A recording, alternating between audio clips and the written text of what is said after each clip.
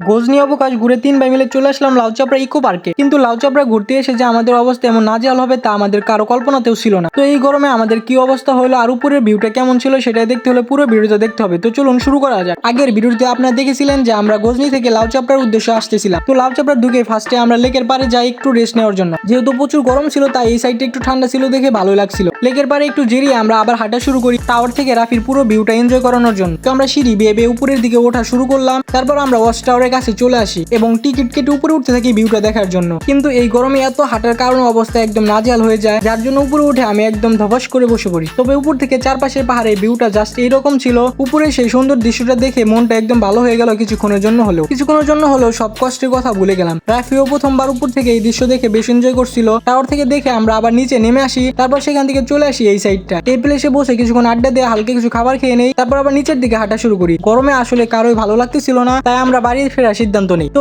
নিচে নেমে এসে এই রিসোর্টটা একটু ঘুরে দেখি। তো এরপর এই মূর্তি খালাটার সাথে একটু কথা বলি। খালা এত উঁচুতে দাঁড়িয়ে থাকে কষ্ট হয় না, কিন্তু খালা কোনো কথাই বলে না, মনে হয় রাগ করছে। এরপর ওই প্লেস থেকে চলে আসি পাম বাগানের কাছে। এখানে লাস্টে আরেকটু বসে থাকি লেকের পাড়ের কাছে, কিন্তু পাশে তাকিয়ে দেখে আমাদের একদল বন্ধু আছে। তো ওদের সাথে বিদায় নিয়ে আমরা বাড়ির দিকে রওনা দিই। গরমের মাঝে আমাদের 3 বার এই লাউচাপড়া ট্রিপটা আপনাদের কাছে কেমন লেগেছে তা কমেন্টের মাধ্যমে জানাবেন।